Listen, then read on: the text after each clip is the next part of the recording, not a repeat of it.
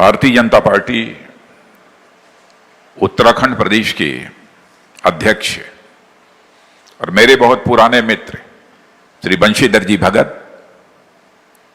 और उत्तराखंड राज्य के लोकप्रिय मुख्यमंत्री श्रीमान त्रिवेंद्र सिंह जी रावत इस मंच पर उपस्थित भारतीय जनता पार्टी के राष्ट्रीय उपाध्यक्ष श्री श्याम जी जाजू और भारत सरकार में मानव संसाधन के मंत्री के रूप में बहुत ही प्रभावी भूमिका का निर्वाह कर रहे हमारे श्रीमान रमेश जी पोखरियाल निशंक, सांसद श्रीमती माला राजलक्ष्मी जी, भारतीय जनता पार्टी के पूर्व अध्यक्ष और सांसद श्रीमान अजय भट्ट जी, श्री अजय टमटा जी और हमारे राज्यसभा के सांसद जो दिख रहे हैं सामने, ऐसे मीडिया के भारतीय जनता पार्टी की मीडिया के राष्ट्रीय प्रभारी श्री अनिल बलूनी जी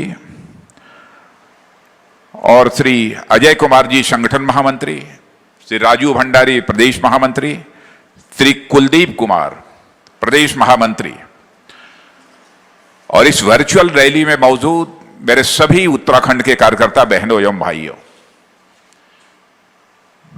लंबे अरसे के बाद आप सबसे मेरा मिलना हो रहा है। विडंबना यह है कि प्रत्यक्ष मिलना होना चाहिए था, लेकिन हम लोग प्रत्यक्ष रूप से नहीं मिल पा रहे हैं। कोरोना के संकट के कारण हम लोगों का वर्चुअल रैली के माध्यम से यहां पर मिलना हो रहा है।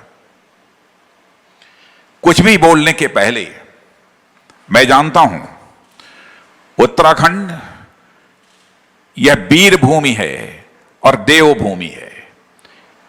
उत्तराखंड की इस देवभूमि वीर भूमि में काम करने वाले सभी कार्यकर्ताओं का मैं अपनी तरफ से हार्दिक अभिनंदन करता हूं, उनका मैं स्वागत करता हूं। मेरे बहनों भाइयों, जब मैं यहां पर बोलने के लिए खड़ा हुआ हूं तो मुझे अच्छी तरह यह बात याद आती है 9 नवंबर 2000 को उत्तराखंड राज्य का गठन हुआ था। उस समय संयुक्त उत्तर प्रदेश में मुख्यमंत्री के रूप में अपने दायित्व का मैं निर्वाह कर रहा था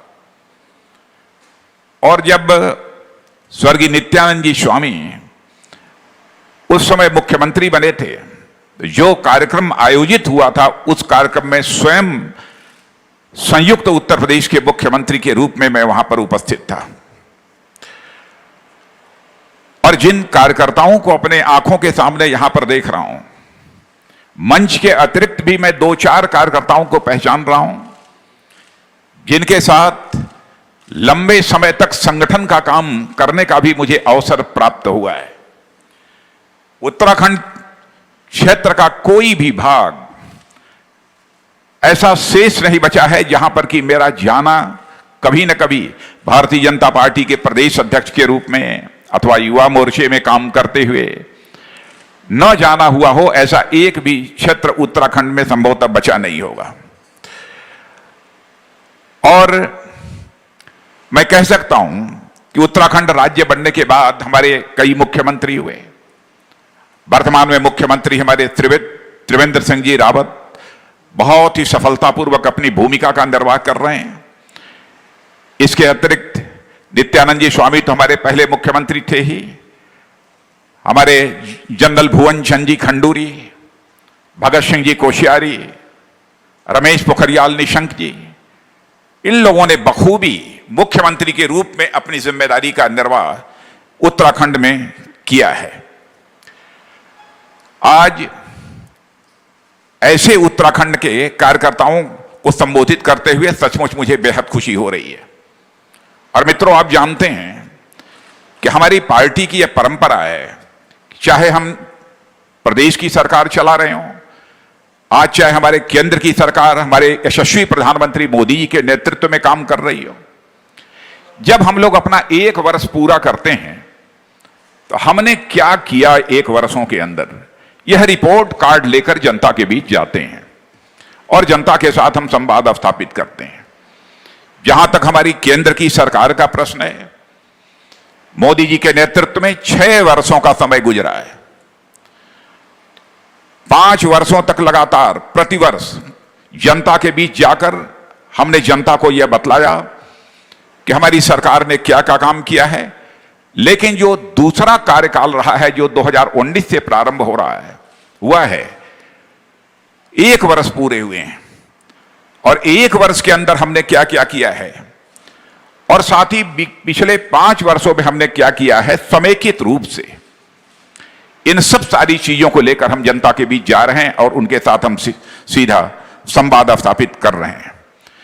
बहनों भाइयों, इस सच्चाई को कोई नकार नहीं सकता है कि 6 वर्षों के अंदर मोदी जी के नेतृत्व में हिंदुस्तान ने काफी प्रगति की है। हमारा देश काफी आगे गया है। इतना ही नहीं, मैं कह सकता हूं कि अंतर्राष्ट्रीय जगत में भी भारत की प्रतिष्ठा जो है तेजी के साथ बढ़ी है। जो हमारा भारत 2013 में अर्थव्यवस्था के आकार के मामले में दुनिया में 9वें स्थान पर था, 5 वर्षों के अंदर ही मोदी जी ने इस भारत को, जो 9वें स्थान पर था अर्थव्यवस्था के आकार के मामले में, उसको लाकर 5वें स्थान पर खड़ा करने में यह कामयाबी हासिल की है। हम लोगों का लक्ष्य तो यह है कि हम भारत को अर्थव्यवस्था के आकार के मामले में केवल हम 5वें स्थान पर ही नहीं रखना चाहते, बल्कि हम भारत को दुनिया की टॉप 3 कंट्रीज में लाकर हम खड़ा करना चाहते हैं। यह है हम लोगों का लक्ष्य।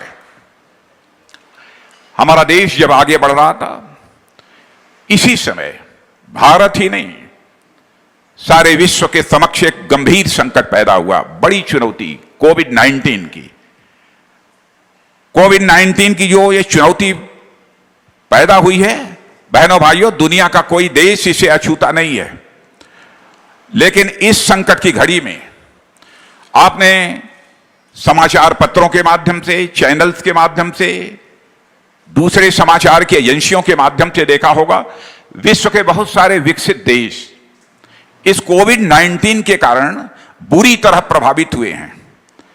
लेकिन मैं बधाई देना चाहता हूं अपने प्रधानमंत्री को कि हमारे प्रधानमंत्री ने जिस सूझबूझ के साथ और जिस इच्छा शक्ति के साथ इस कोविड-19 की चुनौती को स्वीकार किया और इस पर विजय प्राप्त करने के लिए जो भी हमने कदम उठाए हैं, उसकी सराहना केवल भारत में ही नहीं हो रही है, बल्कि वर्ल्ड हेल्थ ऑर्गेनाइजेशन ने भी उनके द्वारा उठाए गए कदमों की सराहना की है।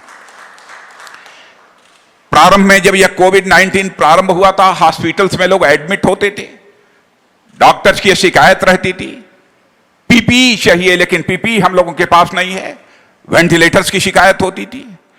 लेकिन भारत के स्वास्थ्य सुरक्षा के ढांचे को जिस तरीके से चुस्त दुरुस्त इतनी जल्दी करने का काम हमारी सरकार ने किया है कि बहनों भाइयों, आज हम केवल पीपीई बना नहीं रहे हैं, बल्कि हम दुनिया के दूसरे देशों को भी पीपीई अब एक्सपोर्ट करने का काम कर रहे हैं। यह कामयाबी हमारी सरकार ने हासिल की है।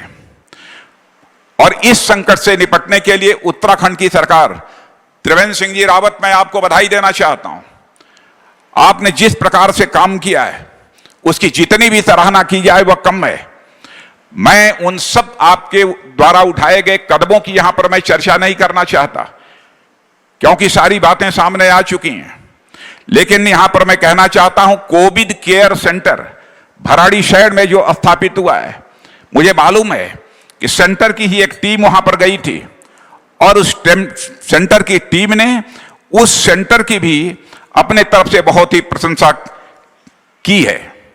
इसलिए आपको मैं बधाई देता हूं। मित्रों, मोदी जी के नेतृत्व में और साथ ही साथ उनके मार्गदर्शन में और हमारे त्रिवेंद्र सिंह जी रावत के नेतृत्व में उत्तराखंड विकास के मार्ग पर तेजी के साथ आगे बढ़ रहा है। और आजकल मैं कह सकता हूं कि उत्तराखंड की स्थिति पहले से काफी इंप्रूव कर चुकी है, काफी उसमें तेजी के साथ सुधार हुआ है। अब मैं उन सब सारे कामों की चर्चा यदि बहुत विस्तार में जाकर करूंगा तो उसका कोई खास औचित्य नहीं है। लेकिन किसानों के कल्याण के लिए भी उत्तराखंड की सरकार ने जो भी कदम उठाए हैं उसकी जितनी भी प्रशंसा की जाए वह कम है। मैं जानता हूं कॉन्ट्रैक्ट फार्मिंग को लेकर जो नया एक मॉडल एक्ट जो बनाया गया है उसको भी उत्तराखंड राज्य के लोग एक बहुत ही उम्मीद के तौर पर उसे देख रहे हैं।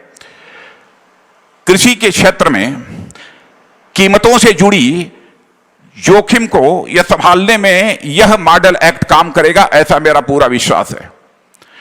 किसानों के लिए जो बीज उपलब्ध होता था, पहले उस पर जितनी सब्सिडी मिलती थी, मुझे जो बतलाया गया है कि 50% की सब्सिडी मिलती थी, अब उस 50% सब्सिडी को बढ़ाकर वो 75% करने का काम उत्तराखंड की सरकार ने किया है। यह भी एक सराहनीय कदम है। एक प्रमुख योजना जिसके लिए मैं उत्तराखंड सरकार को विशेष रूप से बधाई देना चाहता हूं, गौरा देवी कन्या धन योजना। गौरा देवी कन्या धन योजना ये बहुत ही एक प्रमुख कार्यक्रम है जिसे कि उत्तराखंड सरकार ने लॉन्च किया है कि जिस परिवार में बेटी पैदा होती है उस परिवार को 50,000 रुपए की धनराशि दी जाती है और जब वह लड़की कक्षा 12 उत्तीर्ण कर लेती है, शादी के समय उस धनराशि को खर्च किया जा सकता है।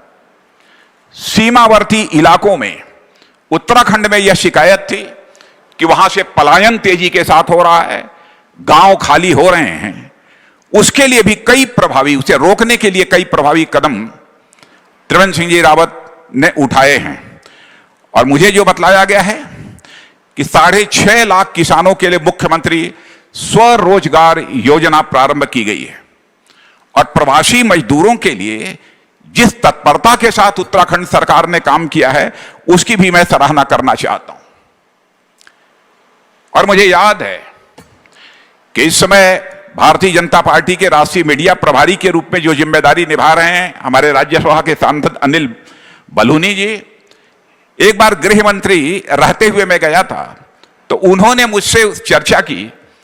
उन्होंने कहा, बल्कि यहां पर मुझे ज्ञापन भी दिया था कि साहब आईटीबीपी और एसएसबी के जहां हॉस्पिटल्स चलते हैं उसमें जो उत्तराखंड के रहने वाले नागरिक हैं उनको ओपीडी की सुविधा वहां प्राप्त नहीं हो पाती थी। बहनों भाइयों, मुझे याद है कि उस समय तुरंत हमने ओपीडी की सुविधा मुहैया कराई थी। उत्तराखंड में अधिकतम निवेश देशी और विदेशी दोनों हो, इस बात को ध्यान में रखकर इन्वेस्टमेंट समिट का भी आयोजन उत्तराखंड सरकार ने किया था और उस इन्वेस्टमेंट समिट के कार्यक्रम में मुझे भी भाग लेने का अवसर प्राप्त हुआ था। और मुझे सचमुच इस बात का संतोष है कि उत्तराखंड जैसे छोटे से राज्य में 1,20,000 करोड़ रुपए के एमओयू पर उस समय हस्ताक्षर किए गए थे और मैं समझता हूं कि उसमें से कुछ अब इन्वेस्टमेंट हो रहा होगा। एमओयू पर जो भी हस्ताक्षर हुए हैं उन पर अमल हो रहा होगा और मेरा पूरा विश्वास है कि इस इन्वेस्टमेंट के परिणाम स्वरूप उत्तराखंड की और तेजी के साथ प्रगति होगी। मेट्रो ट्रेन, मुझे याद है कि जब मेट्रो ट्रेन चलने का सिलसिला प्रारंभ हुआ था तो हम लोग कभी उत्तराखंड में जाते थे तो लोग कहते थे कि साहब उत्तराखंड ये पहाड़ी क्षेत्र है, यहां पर मेट्रो ट्रेन नहीं चल पाएगी। लेकिन मुझे जो यह जानकारी प्राप्त हुई है कि उत्तराखंड सरकार ने यह फैसला किया है कि हरिद्वार से लेकर ऋषिकेश तक मेट्रो ट्रेन हम चलाएंगे और उसकी मंजूरी जो है उत्तराखंड सरकार ने दे दी है। सरकारों पर भ्रष्टाचार का आरोप बहुत लगता है, लेकिन मैं त्रिवेंद्र सिंह जी रावत आपको और आपकी सरकार को मैं बधाई देना चाहता हूं। भ्रष्टाचार के खिलाफ भी आपने जीरो टॉलरेंस की नीति को अख्तियार किया है और मुझे यह भी बतलाया गया है कि भ्रष्टाचार के मामले में लगभग 150 से अधिक लोगों को जेल भेजने का काम यह उत्तराखंड की सरकार ने किया है। और अभी बंशीधर जी भगत जो यह चर्चा कर रहे थे राजधानी, मुझे याद है कि उत्तराखंड का जब आंदोलन चल रहा था तो उस समय भी जब उत्तराखंड राज्य बनाने की मांग होती थी तो उस समय कहा जाता था कि साहब इसकी राजधानी देहरादून नहीं होगी, गैरसैंण में होगी। अब मुझे यह जानकारी प्राप्त हुई है कि गैरसैंण में अब यह राजधानी उत्तराखंड की बन गई है या काम चल रहा है, नहीं बतला सकता, लेकिन मुझे यह बतलाया गया है कि घोषणा हो गई। घोषणा हो गई, ये श्याम जाजू जी बतला रहे हैं, उसकी घोषणा हो गई है। और दूसरी चीज, एक अटल आयुष्मान योजना जो उत्तराखंड सरकार ने प्रारंभ की है, 40 लाख गोल्डन कार्ड। मुझसे इस कार्यक्रम से जो प्रभावित हुए हैं, एक व्यक्ति से हमारी भेंट हुई है। इस अटल आयुष्मान योजना जो उत्तराखंड सरकार के द्वारा प्रारंभ की गई है, बहनों भाइयों, उसकी सराहना हो रही है। उत्तराखंड का जहां तक प्रश्न है, काम बहुत सारे हुए हैं। यदि मैं सारे कामों की यहां पर चर्चा करूं तो एक लंबा समय लगेगा।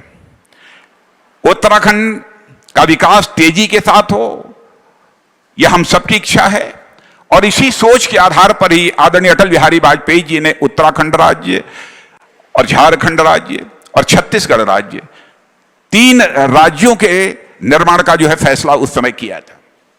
मेरे बहनों भाइयों, उत्तराखंड की धरती का जहां तक प्रश्न है, यह परिश्रम और पराक्रम की धरती है, मैं अच्छी तरह जानता हूं। जैसा मैंने पहले कहा कि यह देवभूमि है।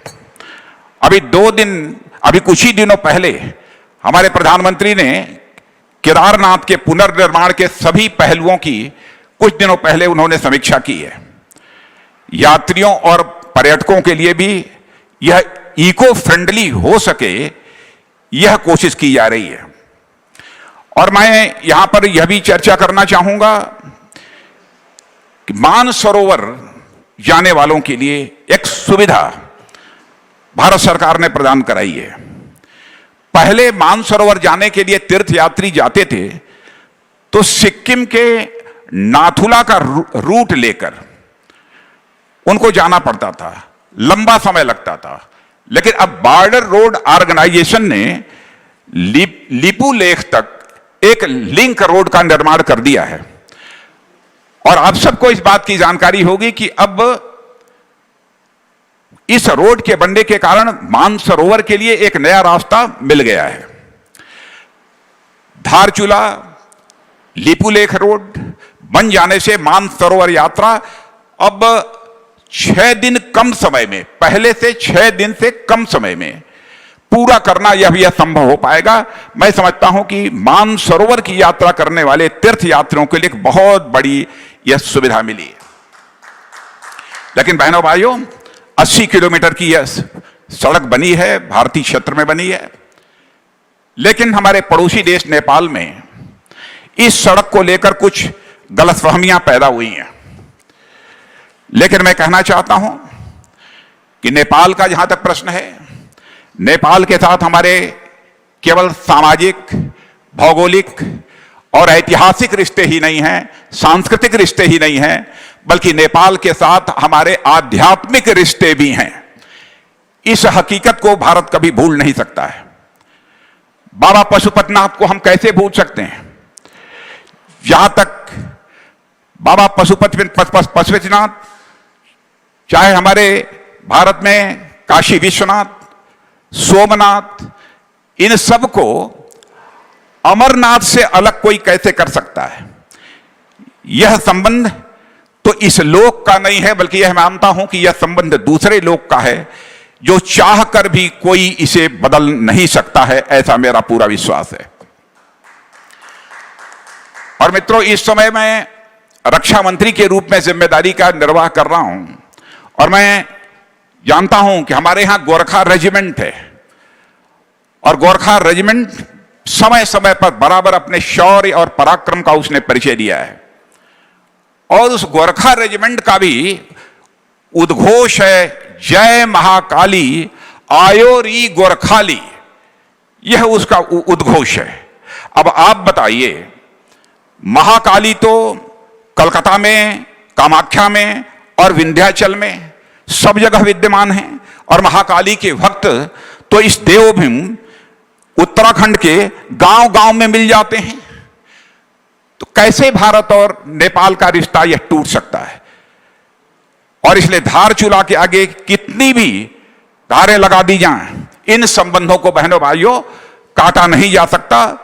मैं यह मानकर चलता हूं, भारत और नेपाल के बीच का जो रिश्ता है यह कोई सामान्य रिश्ता नहीं है। भारत और नेपाल के बीच का रिश्ता तो मेरे बहनों भाइयों यह रोटी और बेटी का हमारा यह रिश्ता है। दुनिया की कोई ताकत इस रिश्ते को तोड़ नहीं सकती है। यदि लिपू लेक से लेकर धारचूला तक यह रोड बनने के कारण यदि कोई गलतफहमी नेपाल के लोगों में यदि पैदा हुई है तो मैं समझता हूं कि उसका समाधान हम लोग मिल बैठ कर निकालेंगे, हम बातचीत के द्वारा उसका समाधान निकाल लेंगे। लेकिन मैं पूरे विश्वास के साथ कहना चाहता हूं, भारत में रहने वाले लोगों के मन में कभी भी नेपाल को लेकर किसी प्रकार की कटुता पैदा हो ही नहीं सकती है। इतना गहरा संबंध हमारे नेपाल के साथ है। हम मिल बैठकर इन सब सारी समस्याओं का समाधान करेंगे। और मित्रों, जहां तक हमारी केंद्र की सरकार का प्रश्न है, 6 वर्षों में हमारी सरकार ने क्या क्या काम किया है, कितना काम किया है, आप सब भी अच्छी तरह जानते हैं। लेकिन पार्टी ने फैसला किया है कि इस कार्यकाल में, जब इस बार की सरकार जो बनी है, 1 वर्षों की सरकार हमारी, जो काम किया है इसकी उपलब्धियों को लेकर तो जनता के बीच जाएंगे ही, लेकिन साथ ही साथ 5 वर्ष इसके पहले जो हमारी सरकार ने काम किया है, इन कामों को भी लेकर हम जनता के बीच जाएंगे। मैं पूरे विश्वास के साथ कह सकता हूं कि बहनों भाइयों, 6 वर्षों में मोदी जी के नेतृत्व में हमारी सरकार ने बहुत सारे बुनियादी काम किए हैं। बुनियादी काम किए हैं। जन सामान्य की जो बुनियादी आवश्यकताएं थी, उन बुनियादी आवश्यकताओं को पूरा करने के लिए कई कदम उठाए हैं। आप कल्पना नहीं कर सकते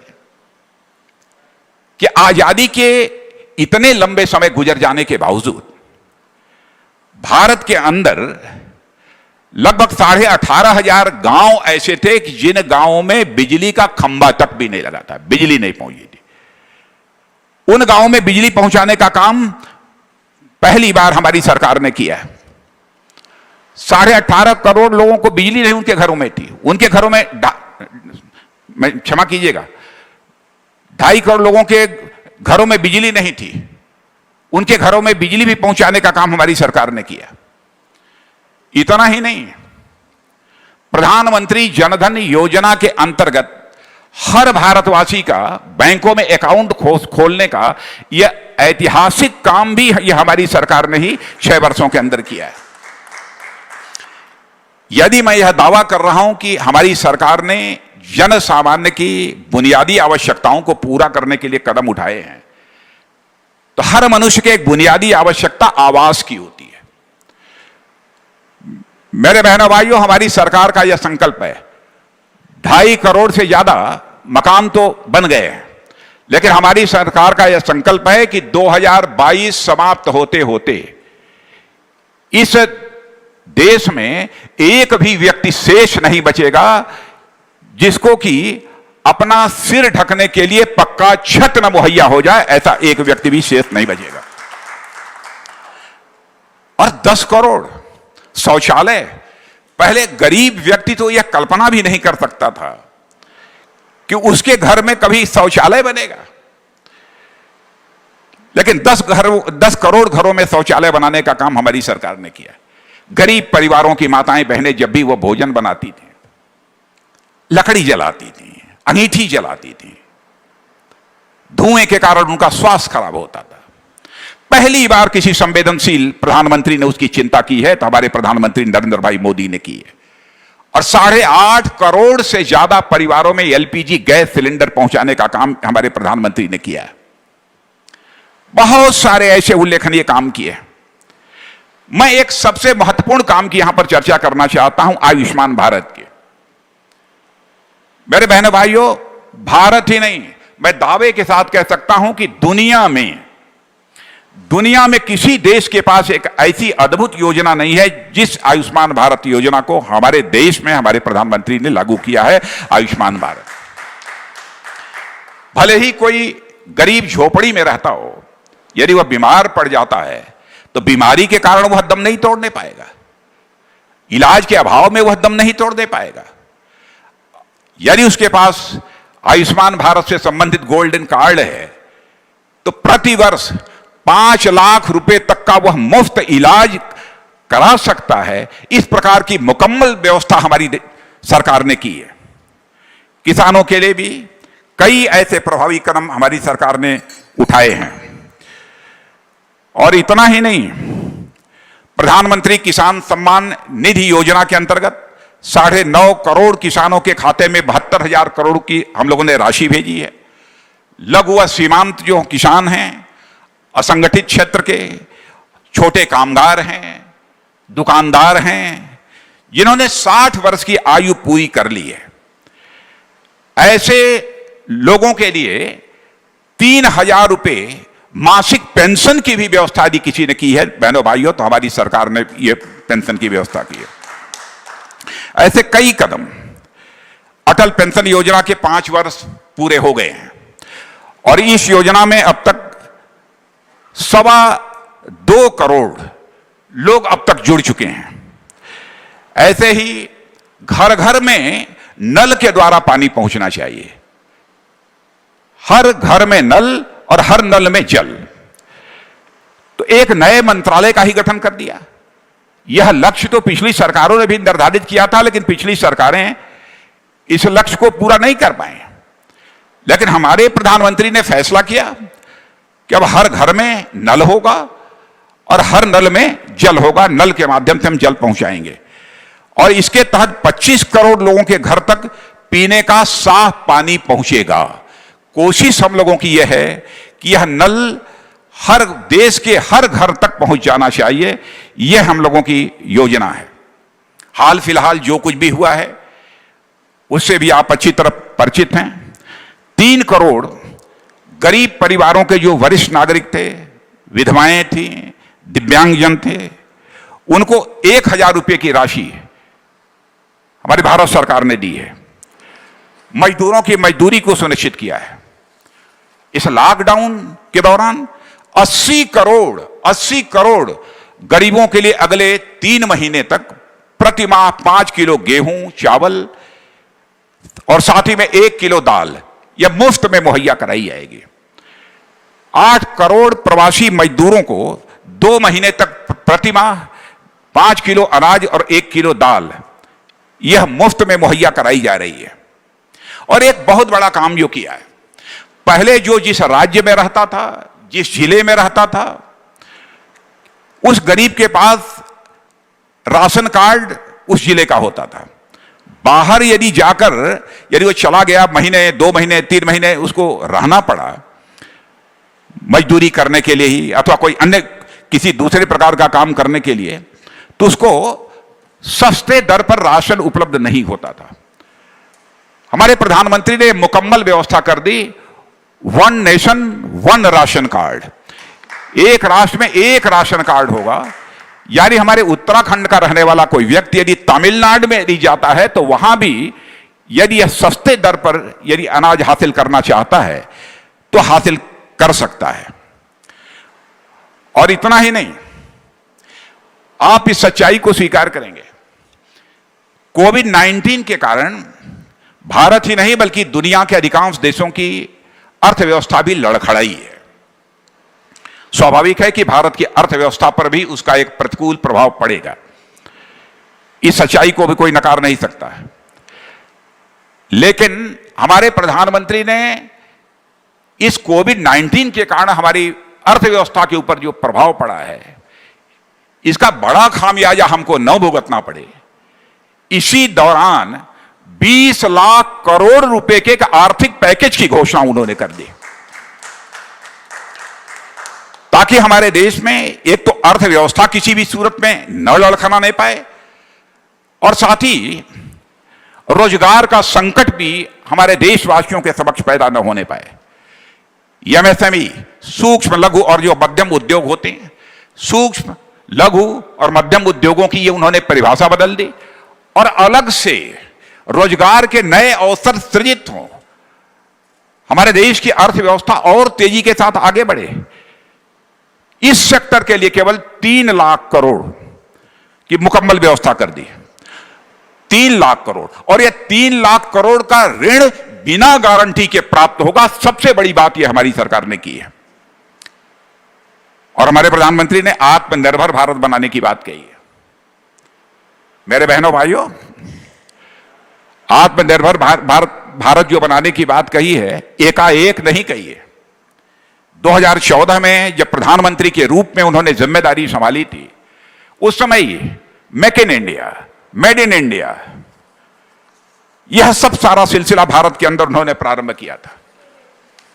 जो कुछ भी बनाना है भारत में बनाओ। विदेशी कंपनियां भी यदि कुछ बनाना चाहती हैं तो भारत में आकर बनाएं। यह सिलसिला प्रारंभ किया था भारत को स्वावलंबी बनाने के लिए, भारत को आत्मनिर्भर बनाने के लिए। अब जैसे हमारे पास इस समय रक्षा मंत्रालय की जिम्मेदारी है।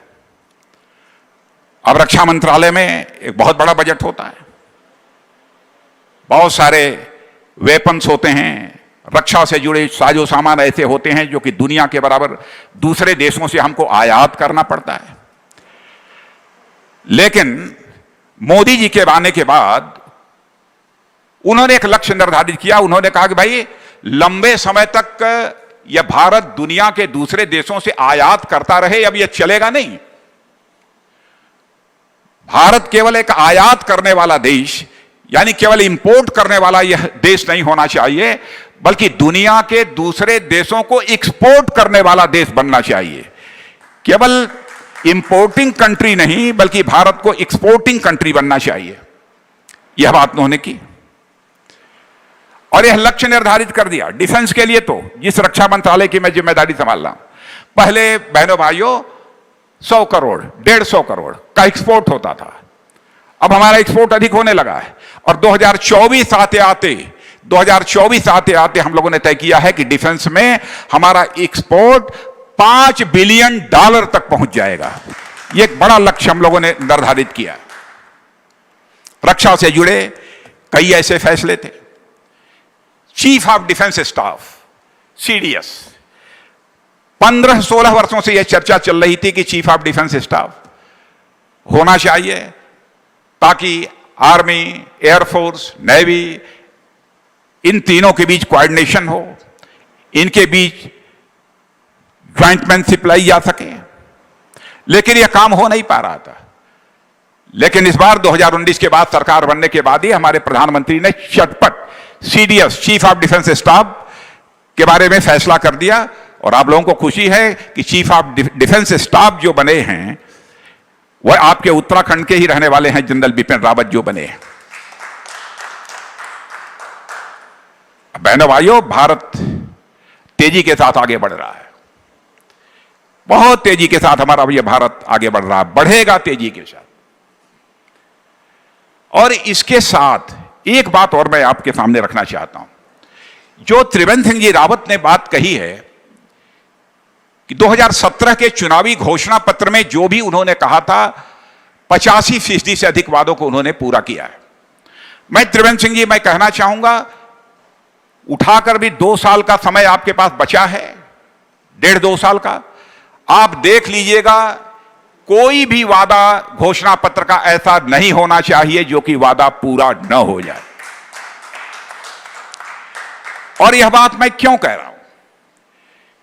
क्योंकि हमारे प्रधानमंत्री ने बहुत बड़ा काम जो एक किया है, विश्वसनीयता का संकट, क्राइसिस ऑफ क्रेडिबिलिटी जो भारत की राजनीति में थी, उसको चुनौती के रूप में स्वीकार किया है और उस पर विजय प्राप्त की है।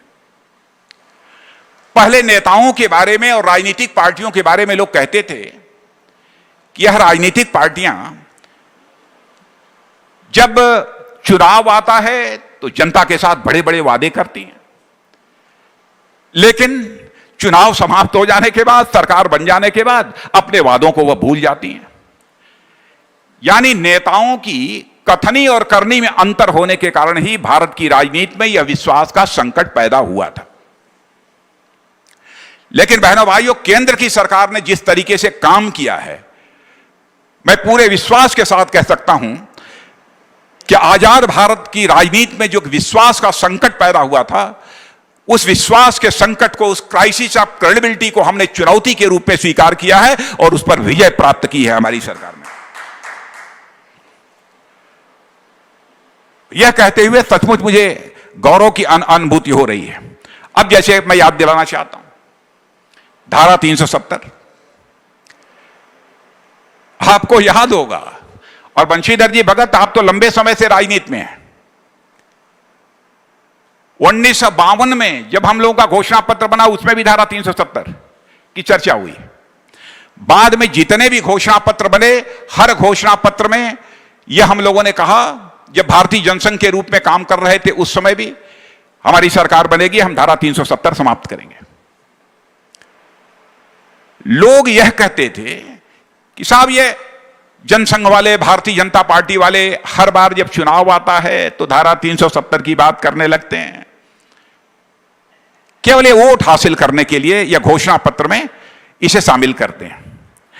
लेकिन बहनों भाइयों, जब आपने देखा कि हमारी सरकार बनी, हमको पूर्ण बहुमत हासिल हुआ, संसद में हमारी ऐसी स्थिति बन गई कि जो हमने वादा किया था उस वादे को पूरा करें, तो संसद में धारा 370 के संबंध में हमारे गृह मंत्री अमित शाह जी ने जिस प्रभावी तरीके से हमारे प्रधानमंत्री के निर्देश पर उन्होंने प्रस्तुत किया, बिल को हमारा पास हो गया और धारा 370 समाप्त हो गई।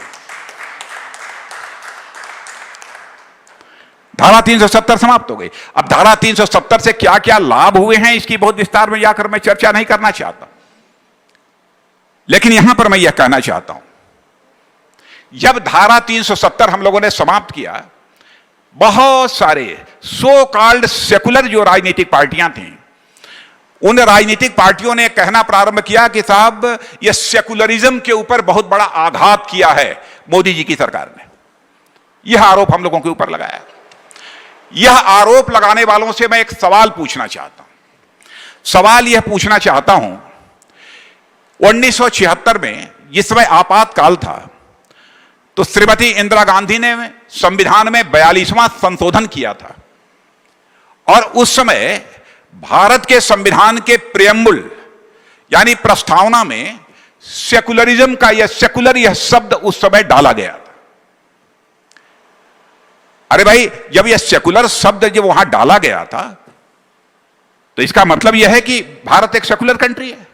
लेकिन जम्मू कश्मीर एक ऐसा राज्य था जहां के अपना अलग से संविधान था, लेकिन जम्मू कश्मीर के संविधान में सेकुलर इस शब्द की कहीं कोई चर्चा ही नहीं थी, कहीं कोई उल्लेख ही नहीं था। सेकुलर शब्द जम्मू कश्मीर के संविधान में था ही नहीं। तो आरोप लगाने वाले लोगों से मैं पूछना चाहता हूं, उस समय तो जम्मू कश्मीर में शेख अब्दुल्ला साहब के नेतृत्व में वही मुख्यमंत्री थे, आपकी सरकार थी, पूर्ण बहुमत हासिल था कांग्रेस को, लेकिन शेख अब्दुल्ला साहब को उस समय मुख्यमंत्री बनाया था।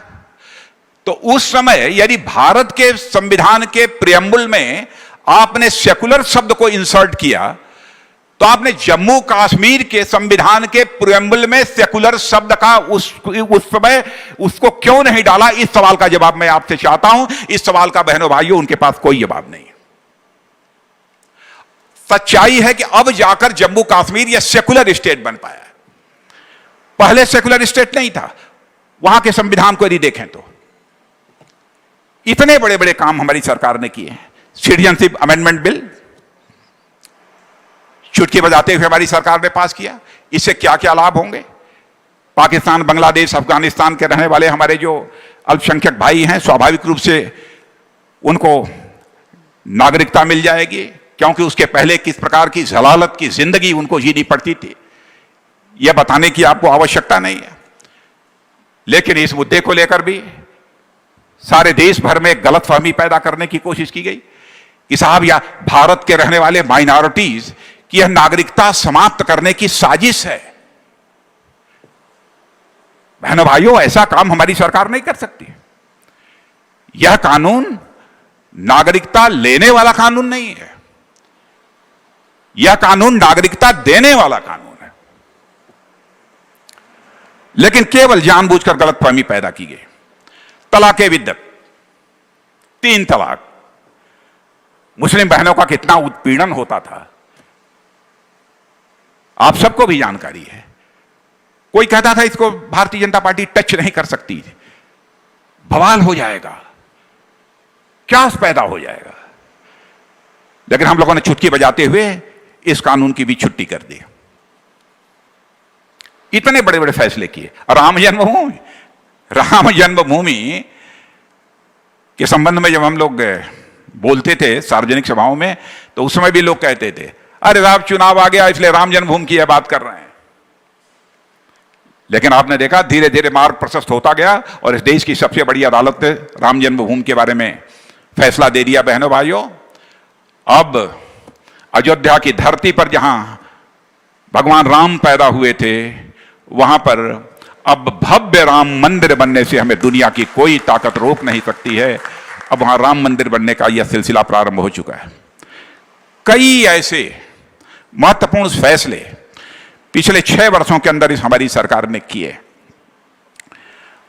और जैसा मैंने पहले कहा कि अंतर्राष्ट्रीय जगत में हमारे भारत की प्रतिष्ठा बढ़ी है, तो एक तो ताजा उदाहरण मैं आपके सामने रखना चाहता हूं।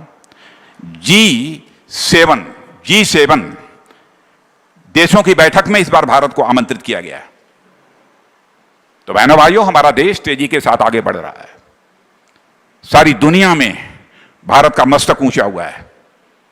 इसलिए हम सभी लोगों को यह संकल्प लेना है कि मोदी जी के नेतृत्व में जो हमारी सरकार काम कर रही है और जिस तरीके से काम कर रही है, इसके आधार पर हमको अपना विश्वास भी पक्का करना है। संकल्प भी हमको लेना है कि हम एक सशक्त, स्वाभिमानी और आत्मनिर्भर हम भारत का निर्माण करेंगे और एक भारत श्रेष्ठ भारत के लक्ष्य को हम हासिल करके ही दम लेंगे। इन्हीं शब्दों के साथ आप सभी को धन्यवाद देते हुए मैं अपना निवेदन समाप्त करता हूं। आप सबको बहुत बहुत धन्यवाद।